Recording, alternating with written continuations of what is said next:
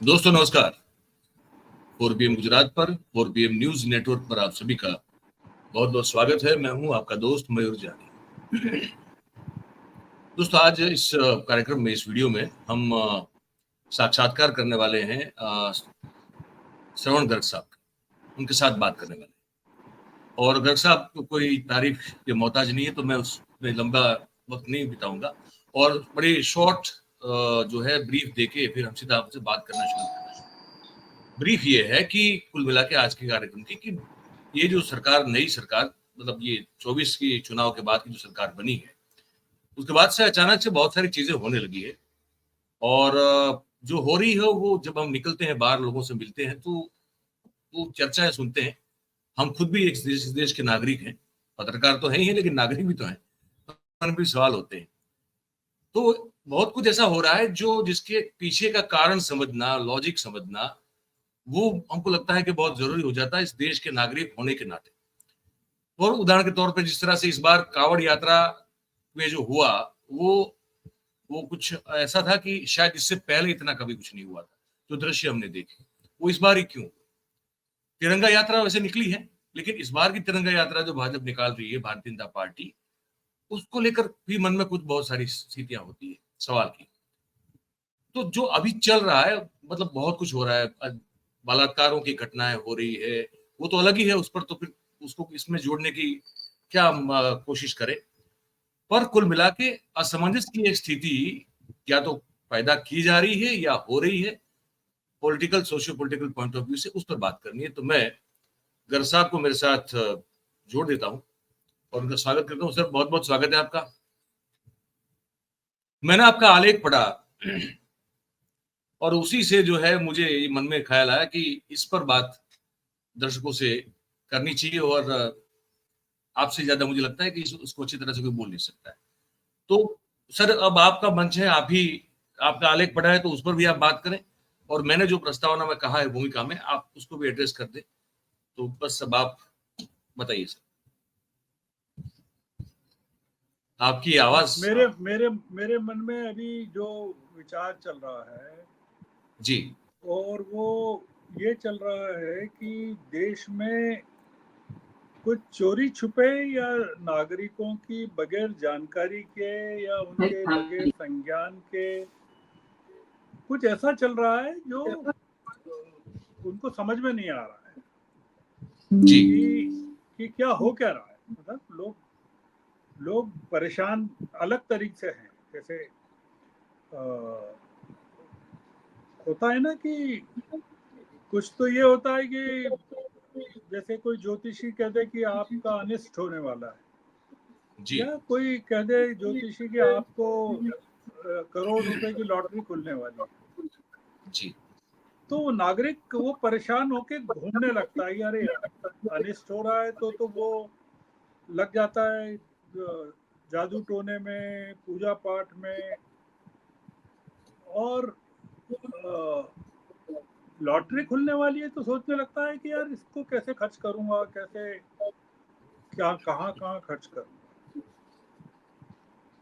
तो वो कौन बनेगा करोड़पति की सीट पर बैठे हुए और 50 लाख तक जो पहुंच गया है प्रतिभागी, और उसको 1 करोड़ का दाव चलना है। ये देश भी इस समय एक हॉट सीट पे बैठा हुआ है, जी और उसमें सामने की सीट पर मोदी जी बैठे हुए हैं। जी अमिताभ बच्चन की जगह मोदी जी हैं, और उनके सामने की सीट जो हॉट सीट है उस पर पूरा देश बैठा हुआ है। और देश पूछ रहा है सवाल मोदी जी से कि ये क्या हो क्या रहा है। और मोदी जी किसी सवाल का जवाब देने से पहले, या हॉट सीट पे मोदी जी नहीं है तो बोले कि सरकार बैठी है, ऐसा बोल।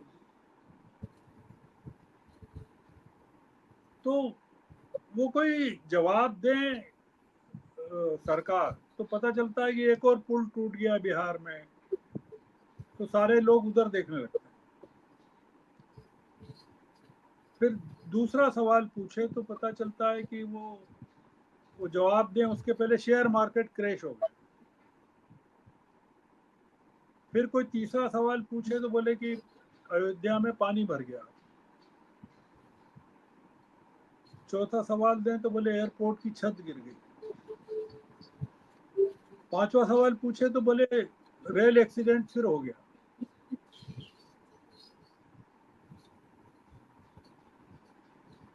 छठा सवाल पूछे तो बोले हाथरस में 200 से ज्यादा लोग मर गए, तो उसमें क्या हुआ? बोले कुछ नहीं हुआ, बाबा के खिलाफ कोई कार्रवाई नहीं हुई। फिर सातवां सवाल पूछे तो बोले क्या हुआ? बाबा आसाराम भी बाहर आ गए और राम रहीम भी बाहर आ गए।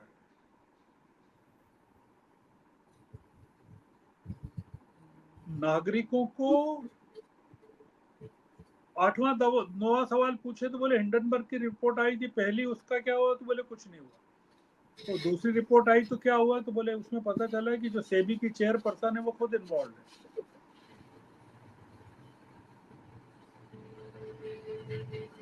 आपको आश्चर्य होगा कि मैं इतनी उम्र हो गई मेरी और इतनी मैंने पत्रकारिता की है और देश भर में की है,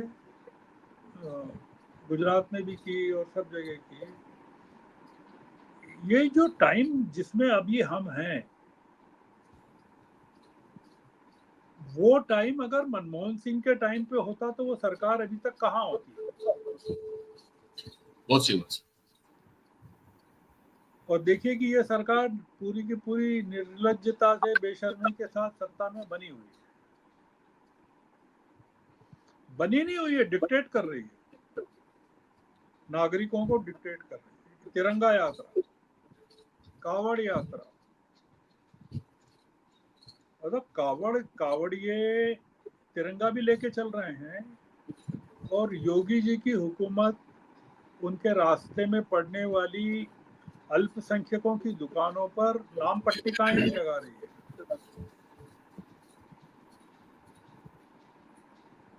तिरंगा यात्रा भी चल रही है और अल्पसंख्यकों के खिलाफ कार्रवाई भी चल रही है, बुलडोजर भी चल रहा है। जी। देश में एक भ्रम की स्थिति या तो पैदा की जा रही है, क्योंकि इतना भ्रम सहज रूप से पैदा नहीं होता है। जी। होता है, मतलब ऐसा भ्रम पैदा होता है युद्ध की स्थिति में कि युद्ध हो चल रहा है, अब क्या होगा। जैसे दुनिया के दूसरे, जैसे बांग्लादेश में मान लो जो स्थिति है, वहां के नागरिकों की परेशानी समझ में आ सकती है कि यार अब क्या होगा, इलेक्शन होंगे कि नहीं होंगे, होंगे तो कौन आ जाएगा, जमात आ जाएगी कि खालिदा की हुकूमत आ जाएगी कि अवामी लीग क्या करेगी। वहां वहां झंझट हो सकती है। हमारे यहाँ क्यों हो रही है झंझट इतनी? और आपने हमारे पीएम साहब का उद्बोधन सुना, वो कह रहे हैं कि जो वर्तमान में जो सिविल कोड है या नागरिकता कानून है वो कम्युनल है। तो बोले कि आप सोचिए कि 47 में आज़ादी मिली, हम 24 में बैठे हैं, 77 ईयर्स के बाद 78वें साल में 78 में जब स्वतंत्रता संग्राम दिवस के, हम इतने सालों तक एक कम्युनल सिविल कोड के अंतर्गत जी रहे थे, उसके अंतर्गत फैसले दिए जा रहे थे अदालतों के द्वारा। ये हमारा प्रधानमंत्री कह रहा है और वो कह रहा है कि हम एक सेकुलर सिविल कोड लाएंगे। तो जो मैं पहले अपनी बात शुरू की उसका ये मतलब है कि आप सिविल कोड तो सेकुलर लाना चाहते हैं और सोसाइटी को कम्युनली डिवाइड करना चाहते हैं। बिल्कुल। आप ये बताइए कैसे चलेगा कि समाज में तो सांप्रदायिक विभाजन हो जाए और सिविल कोड धर्मनिरपेक्ष हो जाए, तो कैसे चलेगा? आप पाठ्य पुस्तकों से प्रियम्बल हटाते हैं, हिस्ट्री की चीजें बदलते हैं और लाल किले से कहते हैं कि बिरसा मुंडा ने हाँ, 1857 के पहले 57। के स्वतंत्रता संग्राम के पहले से अंग्रेजों से लोहा लिया था। और बिरसा मुंडा का तो जन्म ही 1875 में हुआ। या अमित शाह जी कहते हैं कि सावरकर नहीं होते तो हमको इतिहास को देखने का जो नजरिया है हमारा, वो अंग्रेजों का नजरिया होता है जी 1857 के इतिहास को। तो वो तो जी। सावरकर जी का जन्म ही 1883 में हुआ। ये हो सकता है कि वो अमित शाह जी ये कह रहे हो कि 1857 के संग्राम को सावरकर की नजरों से देखना चाहिए, ये मान रहे हो। हाँ। गुजराती आदमी जब हिंदी बोलता है तो वो थोड़ा सा भ्रम हो जाता है। जैसे जैसे हिंदी में बोलते हैं कि इस्तीफा दिया, तो वो गुजराती में बोलते हैं राजीनामो आप्યું। राजीनामा है, तो बरोबर। तो हिंदी में राजीनामों का मतलब होता है कि हम सहमति का पत्र है, हाँ। हम राजी हो गए हैं आपके काम। हम्म, तो हम्म, तो गुजराती आदमी या मराठी आदमी जब हिंदी बोलता है तो थोड़ी भ्रम की स्थिति हो जाती है, तो उतना हो मार्जिन जाती हमको है। देना चाहिए। पर जो वो कुल मिलाकर मोदी स्थिति साहब है, ने मोदी साहब ने वो जब जब भी अंदाजा लगाना होता है तो वो अंदाज लगा देते हैं, इसमें हाँ अंदाजा अंदाज की जगह लगाते अंदाज, हैं। ये सब होता है। अंदाज लगाते हैं और आजादी को आजादी आजादी बोलते हैं। जी जी। उसमें कोई दिक्कत नहीं। वो अपन दक्षिण भारत का आदमी हिंदी कैसे बोलता है, तो हम उस पर तो कोई टिप्पणी नहीं करना चाहिए। वो हिंदी बोलते हैं, ये बड़ी बात है, क्योंकि वो जी चाहे तो बोले कि मैं गुजराती में बोलूंगा, आपको सुनना हो तो सुनो। तो इसलिए मैं उनकी हिंदी की मजाक नहीं उड़ा रहा। मैं तो केवल ये कह रहा हूँ कि गांधी जी भी गुजराती थे, उनके कहे से भ्रम नहीं फैलता था। सरदार पटेल भी गुजराती थे, मोरारजी भाई भी गुजराती थे। गुजरात ने इस देश को बड़े बड़े, इसको कहना चाहिए, राष्ट्रीय विभूतियां दी हैं। कभी भ्रम नहीं फैला जितना ये अपने जो दोनों भाई हैं ये फैला रहे। जी। ये भ्रम फैलाएं, कोई दिक्कत नहीं। गुजरात में फैला रहे होते, जो फैलाया इन्होंने 12 साल 13 साल, तो चल गया। हो क्या गया कि देश इनके हाथ में आ गया। तो देश इनके हाथ में आ गया और देश की इकोनॉमी दो गुजरातियों के हाथ में आ गई। अब बचा नहीं कुछ देश में। मतलब देश को चलाने के लिए प्रशासन इन दो हाथों में और इकोनॉमी दो हाथों में। तो मतलब देश को ये जैसा चाहे वैसा हो सकता है। नागरिक ये समझ नहीं रहे हैं कि देश, पूरा देश जो है, चार लोगों का गुलाम है।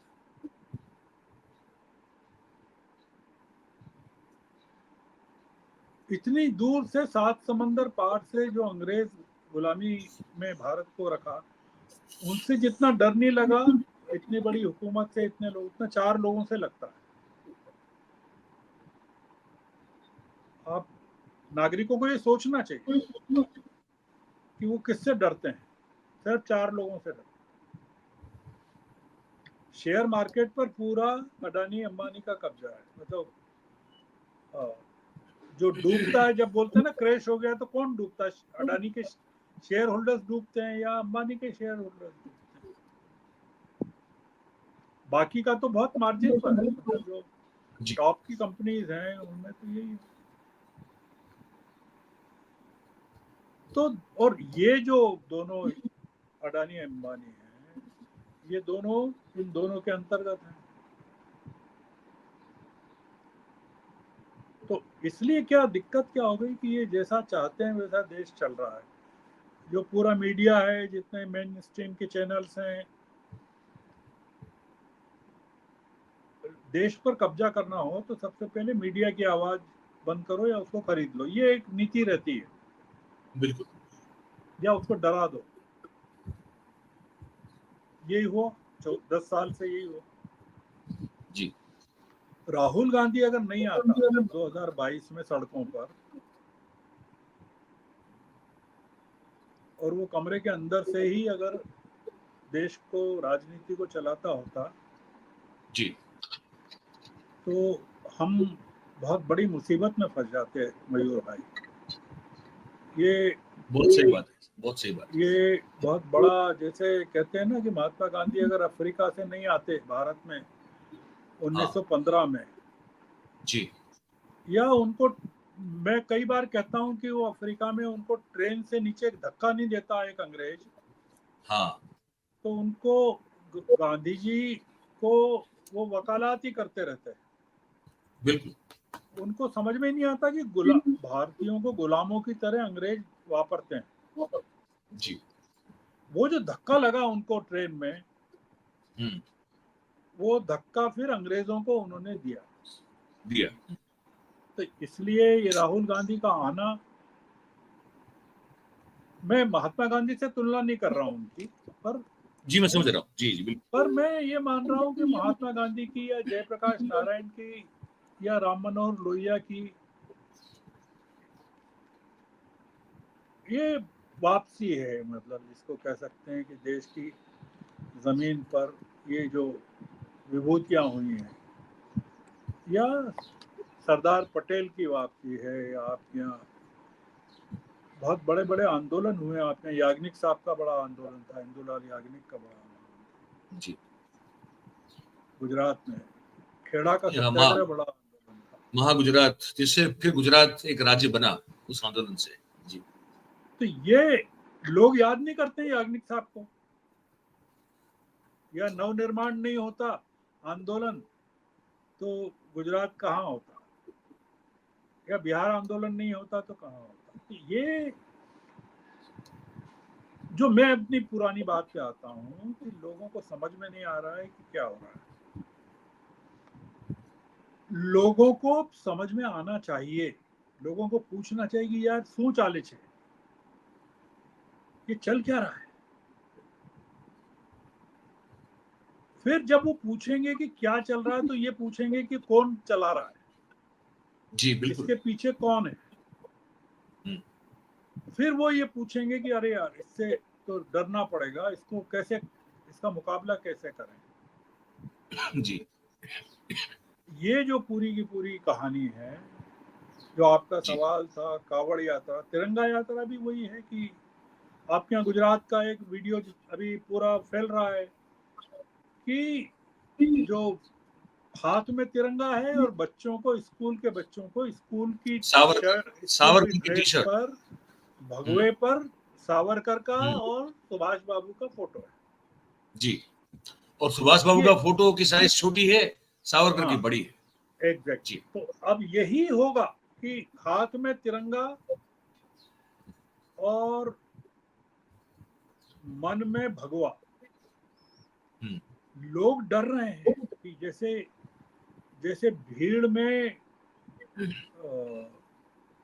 भेष बदल के या साधु के भेष में भीड़ में घुस जाते हैं, या जी। शादियों के रिसेप्शन में किराए के कपड़े पहनकर लूटने के लिए गैंग घुस जाती है, कि जी। वो रिसेप्शन में पैसे जो मिलते हैं उनको लेके भाग जाते हैं, अच्छे कपड़े पहन के आते हैं। जी। ये एग्जैक्टली वही हो रहा है कि आप भगवे के ऊपर कोई दूसरा कपड़ा पहन लें या भगवे पर सावरकर लगा लें, पर हाथ में तिरंगा ले लें, तो लोगों का ध्यान तिरंगे की तरफ रहेगा, जी। भगवे की तरफ नहीं रहेगा, और लोग झांक के नहीं देखेंगे कि किसका फोटो लगा है उसके ऊपर। और बच्चों से जब पूछा तो वो बच्चों ने बापू का ही नाम लिया। तो मैं ये कह रहा हूँ कि अब हमको, नागरिकों को, देखिए सत्ता में कोई रहे हमको उससे मतलब नहीं। मैं तो एक चीज और भी कहता हूँ कि अगर हमारे यहाँ बड़े बड़े, हम चंबल में जब जयप्रकाश जी के साथ 1972 में काम करते थे, तो वहाँ 550 डाकुओं का हृदय परिवर्तन हुआ था। जी। उन्होंने बंदूक बंदूक छोड़ दी थी और गांधी जी के चरणों में समर्पित कर दी थी।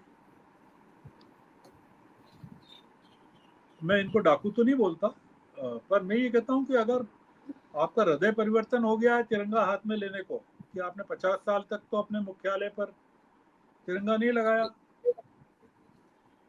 और 1950 से करके 2002 तक नहीं लगाया। बिल्कुल। अब अगर आपका हृदय परिवर्तन हो गया है तो हमको कोई दिक्कत नहीं, पर हमको शक है, क्योंकि आपका हृदय परिवर्तन जो है वो, उसके लिए हमको अभी संदेह हो रहा है कि ये तात्कालिक है, स्थायी है। आपको चुनाव में जो घाटा हुआ अभी, उसके कारण है।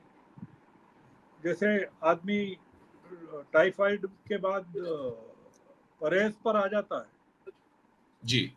और फिर जैसे ही ठीक होता है, तंदुरुस्त होता है, तो फिर बद परहेजी करने लगता है। तो बिल्कुल। क्या ये तो नहीं है कि सरकार बीमार है इसलिए ये सांप्रदायिक उद्देश्य से परहेज कर रही है, और हाँ, ये सवाल होता है। जैसे ही बहुमती में आएगी 400 पार, तो फिर देश भी गंगा पार, ऐसा तो नहीं है। तो ये सवाल होता है सर।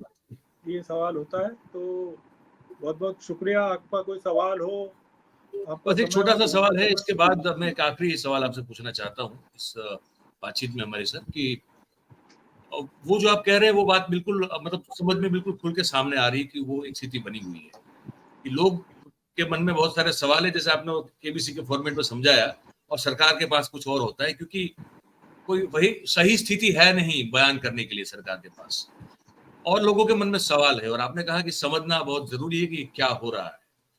पर एक आखिरी सवाल मैं आपसे पूछ लेता हूँ, वो ये है गर्ग साहब कि ये जो इस बार की जो गवर्नमेंट बनी है हमारी, एनडीए, अब तो इसको एनडीए गवर्नमेंट मोदी साहब भी खुद भी कहते हैं कि ये तो एनडीए गवर्नमेंट है। इस गवर्नमेंट में ऐसी कौन सी बहुत अलग बात देख रहे हैं आप इससे पहले वाली को अगर कंपेयर किया जाए, तो जहां भाजपा के पास पूर्ण बहुमत था, मतलब सरकार बनाने लायक बहुमत था, 272 से ज्यादा थी, इस बार नहीं है। उस सरकार में और मतलब 2019 से 24 के बीच और 24 के बाद के अभी जो जितने भी दिन हुए, आपको कुछ फर्क नजर आ रहा है क्या? अगर है तो वो क्या है? देखिए, सरकार में बड़ा एक लाइन में फर्क बोलूं तो, जी। कि सरकार कमजोर हो गई है, पर वो आक्रामक दिखना चाहती है। मतलब उसको लगता है कि यार, लोग जैसे कहते हैं ना कि आदमी का आदमी के पैर में मोच आ जाए, पर वो सामान्य तरीके से चलना चाहता है। जी। उसको लगता है कि यार, मैं लंगड़ा के चलूंगा तो लोग क्या कहेंगे। तो वो क्या करता है जी। कि पैर में दर्द हो तो भी वो जो पैर में मोच आई, उसकी चिंता नहीं करता। वो सीधे चलने की कोशिश करता है और अपने घाव को और बढ़ाता है। जी। ये सरकार कमजोर हो गई अंदर से पूरी तरह से, और ये बहादुर दिखना चाहती है। और इसीलिए लाल किले से भी कहते हैं कि हम तीसरी बार आ गए। संसद में भी कहते हैं तीसरी बार आ गए। विदेश में भी जाके कहते हैं तीसरी बार आ गए। वो कहते हैं कि जनता हमको लाई है। तो वो, अगर वो विनम्र होते, तो वो ये कहते कि हमको जनता ने इस बार पिछली बार के मुकाबले मैंडेट कम दिया। तो ये एक कमजोर आदमी जब बहादुर दिखने की कोशिश करे, मजबूत दिखने की कोशिश करे, तो वो ज्यादा आक्रामक हो जाता है या ज्यादा वायलेंट हो जाता है। बिल्कुल। आपके घर में आपने देखा होगा कि जो थोड़ा सा, जैसे, उदाहरण तो ठीक नहीं है, पर जैसे अगर कोई मानसिक रूप से या विक्षिप्त हो थोड़ा सा, पर उसको ज्ञान पूरा हो, संज्ञान में हो, उसको पता है कि मैं कौन हूँ, ऐसा नहीं है, पर वो आपके ऊपर हिंसक तरीके से हमला करता है, आप अगर कुछ उसकी मर्जी का नहीं करो तो ये जो प्रशासन है, ये जैसे किसको समझ नहीं आ रहा है कि जैसे कई बार क्या होता है कि जो ट्रेंड जो पेट्स होते हैं, जिनको बहुत सिखाया पढ़ाया जाता है कि मेहमान के सामने कैसे बैठना करना, वो भी कई बार क्या होता है कि सड़कों पर जाते हुए नागरिकों को काटने लगते हैं कमजोरी के क्षणों में, या कुछ ऐसी चीज नजर आ गई तो ये सरकार को जैसे ही राहुल गांधी नजर आता है ये विक्षिप्त हो जाती है, तो कहती है अरे इसको तो पीछे की सीट पे बिठाओ। वो पीछे की सीट पर बिठाने का मेरा लॉजिक क्या है मालूम है? मेरा लॉजिक ये कि अगर फ्रंट सीट में बिठाते तो मोदी जी के नजरों में बराबर बने रहते और मोदी जी बोल ही नहीं पाते। बिल्कुल, वो पूरी की पूरी उनकी पूरी तरह वो हिले हुए रहते हैं। जैसे वो राहुल गांधी ने बोला ना कि मैं जब बोलूंगा तब वो दिखेंगे ही नहीं, दिखेंगे नहीं, और वो बात सही है, वो बात सही है। तो ये अगर फ्रंट रो में 7वें नंबर की सीट पर बैठ जाता राहुल, तो मोदी जी का भाषण ही नहीं होता। मेरा ऐसा अंदेशा है, मैं गलत भी हो सकता हूँ, कि जैसे नहीं आप वो है किसी सर, को वो हम तो देखते आ रहे हैं ना, आपने भी देखा हुआ है सर, हम तो साथ ही में आपके ही नीचे काम करते थे गुजरात में, हमने देखा है अगर कोई जो प्रखर होता है, जो मतलब प्रतिद्वंदी या ऐसा जो उनसे बहुत बड़ा बुद्धिमान और हर तरह से आगे, वो उनको फेस नहीं करते, तो वो चुरा लेते हैं नजरें, हाँ उनका exactly. कॉन्फिडेंस हिल जाता है सर। तो वो राहुल गांधी को अगर देख लेते तो ये लास्ट मिनट में बोला होगा यार इसको पीछे बिठाना, मेरे को दिखे नहीं है। तो राहुल गांधी ने विनम्रता दिखाई, उन्होंने कहा कि यार मैं पीछे बैठ जाऊंगा, तो पीछे बैठने का ज्यादा असर हो गया पूरे देश में। मतलब जैसे विनेश फोगाट अगर सिल्वर जीत लेती हाँ तो देश में उतनी उथल पुथल नहीं मचती जितनी दिल्ली में आज मच रही है, दिल्ली से आज लेके मच रही, पूरे हरियाणा तक, बिल्कुल बिल्कुल। है ना? और टाइमिंग बड़ा विचित्र हुआ सर, मतलब चुनाव भी है अभी, चुनाव और विनेश के साथ ये हो गया, और और ये सब चीजें। दूसरा आपको एक हाँ और चीज बता दूं, जी, कुछ लोग ध्यान नहीं देते हैं, मैं थोड़ा सा एक्स्ट्रा माइल चल के कि विनेश फोगाट के लिए पूरी कोशिश की गई होगी और खबरें आई भी थी, अगर आपने ऑब्जर्व किया हो, जी कि विनेश फोगाट का जो ट्राइब्यूनल का फैसला 16 अगस्त को आएगा, उसके पीछे भावना ये रही होगी कि 15 अगस्त शांतिपूर्वक गुजर जाए, हाँ। पर वो 14 तारीख की रात को आ गया। तो पूरा देश अपसेट हो गया, और वो ये कहने लगा कि ये जो हुआ है विनेश फोगाट के साथ, वो मैन्युफैक्चर्ड है या क्रिएटेड है। कस्टम मेड है काइंड ऑफ।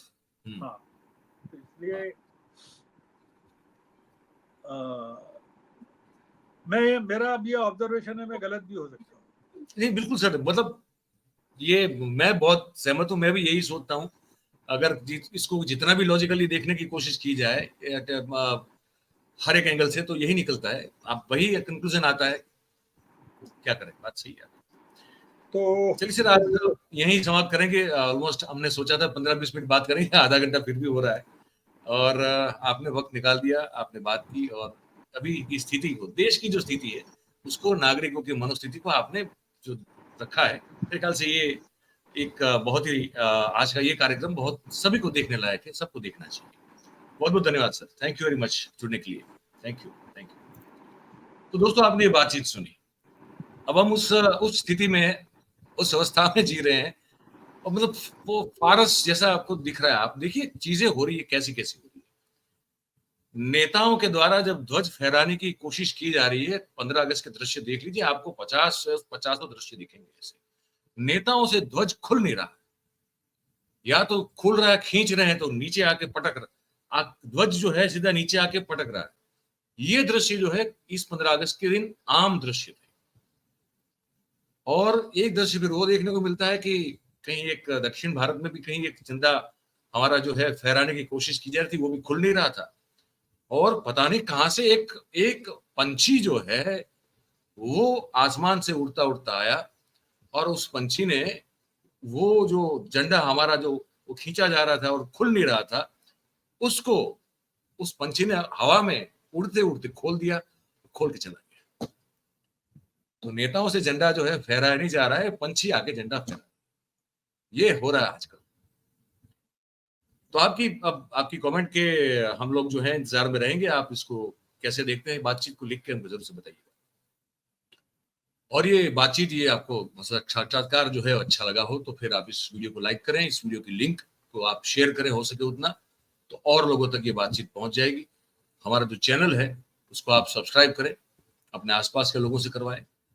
ये आपके समर्थन और सहयोग से ही संभव है कि हमारा परिवार और बढ़ेगा, तो ये भी जरूर करें। और अंत में हम सबका धन्यवाद करते हैं, आज भी करेंगे, इस कार्यक्रम में हमारे साथ जुड़ने के लिए। Thank you very much. नमस्कार।